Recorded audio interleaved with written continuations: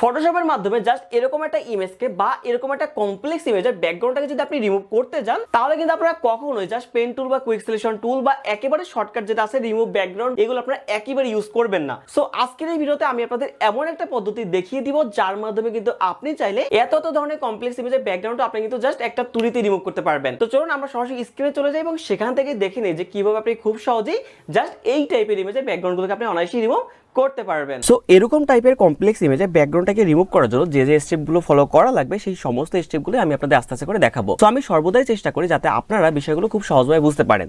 So আজকের এই ভিডিওতে আমি সেই বিষয়টাই ট্রাই করব। তো চলুন আমরা আস্তে আস্তে করে শুরু করি। সো দেখুন, এইটাকে আপনি ব্যাকগ্রাউন্ডটাকে রিমুভ করার জন্য বা এই টাইপের ইমেজের ব্যাকগ্রাউন্ডটাকে রিমুভ করার জন্য আপনি ফার্স্টে কি করবেন, আপনি দেখুন এই লেয়ার সেকশন থেকে আপনি এটাকে ডুপ্লিকেট করে নেবেন। সো ডুপ্লিকেট করার জন্য কি করতে পারেন, আপনি জাস্ট মাউসের রাইট ক্লিক করে দেখুন এখান থেকে ডুপ্লিকেট লেয়ার আছে, আপনি এইভাবে করতে পারেন। অথবা আপনি কি করতে পারেন, দেখুন শর্টকাটে জাস্ট দেখুন এখান থেকে কন্ট্রোল জে প্রেস করলে ডুপ্লিকেট হয়ে যাবে। সো আপনি দুইভাবে কিন্তু করতে পারেন। এবার জাস্ট আমরা এটাকে ধরুন ডিলিট করে নিচ্ছি। এইবার দেখুন ডুপ্লিকেট যখন আপনার হয়ে যাবে তখন আপনি কি করবেন, এই ডুপ্লিকেট লেয়ারটা সিলেক্ট থাকা অবস্থায় আপনি চলে যাবেন এই অপশনটাতে। এই অপশনে গিয়ে দেখুন এখানে লেখা আছে আমাদের থ্রেশহোল্ড। সো আপনি কি করবেন, থ্রেশহোল্ডে ক্লিক করবেন। থ্রেশহোল্ডে ক্লিক করে দেখুন এইখানে আমাদের কিছু একটা অপশন আসবে। সো আপনি কি করবেন, এখান থেকে থ্রেশহোল্ড লেভেলটাকে বাড়িয়ে আপনি ধরুন এখান থেকে অনেকটা বাড়িয়ে দেবেন। সো এতদূর পর্যন্ত বাড়িয়ে দেবেন যাতে করে আপনাদের এই ইমেজটা প্রপারলিভাবে মোটামুটি বোঝা যায়। সো ধরুন আমরা এখান থেকে 231 বা তার থেকে ধরুন একটু বেশি রাখতে পারি, বা ধরুন আমরা এখান থেকে কি করতে পারি, আমরা 247 বা সামথিং বা তার থেকে একটু কম কিন্তু আমরা এটা রাখতে পারি। সো ধরুন আমরা এখান থেকে 235 রেখে দিলাম।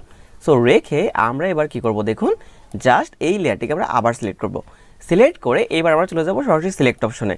এখানে গিয়ে দেখুন আমরা কি করব, সিলেক্ট করব আমাদের কালার রেঞ্জটাকে। কালার রেঞ্জটা সিলেক্ট করে এবার দেখুন এখান থেকে আপনার স্যাম্পল কালারটা সিলেক্ট করা থাকবে। সো আপনি কি করবেন, দেখুন এখানে ক্লিক করলে আমাদের এইটা কিন্তু এরকম কালার পরিবর্তন হয়ে যাবে এবং এইটার পর যখন আপনি ক্লিক করবেন তখন আপনি দেখতে পাচ্ছেন এখানে কিন্তু আমাদের এইটুকু কাভার বা এইটুকু অংশ কিন্তু আমাদের কাভার হয়েছে, বাকিটুকু অংশ কিন্তু আমাদের বাদ রয়ে গেছে। সো এইটুকু সিলেকশন করে মানে আপনি এইটার উপর ক্লিক করে আপনি কি করবেন, এখানে ওকে প্রেস করবেন। সো ওকে প্রেস করার পর দেখতে পাচ্ছেন আমাদের কিন্তু এখানে মোটামুটি একটা সিলেকশন হয়ে গেছে। সো দেখুন এইটা সিলেকশন যখন আপনার হয়ে যাবে তখন কি হতে পারে, কিছু কিছু অংশ হয়তো আপনার বাড়তি সিলেকশন মনে হতে পারে। যেমন ধরুন আমাদের কিন্তু এখানে বরফের অংশটা কিন্তু এখানে প্রপারলি বাড়তি অংশ রয়েছে। সো আমরা কি করতে পারি, দেখুন এখান থেকে জাস্ট এই কুইক সিলেকশন টুলটাকে নিয়ে জাস্ট দেখুন এখান থেকে আমরা প্লাসটাকে সিলেকশন করে আমরা কি করতে পারি, দেখুন এইখান থেকে একটু ড্র্যাগ করতে পারি। সো ড্র্যাগ করলে আমাদের কি হবে, জাস্ট দেখুন এইটুকু অংশ আমাদের রিমুভ হয়ে গেল, যাতে করে আমাদের এইটুকু অংশ প্রপারলিভাবে আমাদের ব্যাকগ্রাউন্ডটা রিমুভ হয়। সো দেখুন এইটুকু কাজ যখন আপনার কমপ্লিট হয়ে যাবে তখন আপনি কি করবেন, জাস্ট এই লেয়ারটি কিন্তু সিলেক্ট করবেন না, আপনি কি করবেন এই লেয়ারটিকে সিলেক্ট করবেন। সিলেক্ট করে জাস্ট এখানে মাউস বাটনে প্রেস করে দিবেন।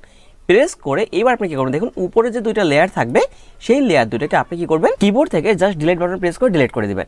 সো ডিলিট করার পর আপনি এখানে দেখতেই পাচ্ছেন যে আমাদের ব্যাকগ্রাউন্ডটা কিন্তু প্রপারলি ওয়েতে রিমুভ হয়ে গেছে। সো এইভাবে করে কিন্তু আপনি এত ধরনের কমপ্লেক্স ইমেজের ব্যাকগ্রাউন্ড কিন্তু আপনি অনায়াসেই জাস্ট খুব সহজে রিমুভ করতে পারেন। সো আজকের এই ভিডিওটা এই পর্যন্তই। আশা করছি আজকের এই ভিডিও থেকে আপনারা অনেক গুরুত্বপূর্ণ জিনিস শিখতে পেরেছেন। যারা এতক্ষণ পর্যন্ত ধৈর্য সহকারে জাস্ট ভিডিওটি দেখেছেন এবং ভিডিও অনুযায়ী আপনারা প্র্যাকটিস করেছেন তাদের অসংখ্য ধন্যবাদ। সবাই অনেক সুস্থ থাকুন এবং বেশি করে প্র্যাকটিস করতে থাকুন। দেখা হচ্ছে সম্পূর্ণ নতুন আরো কোনো একটা ভিডিওতে। ধন্যবাদ।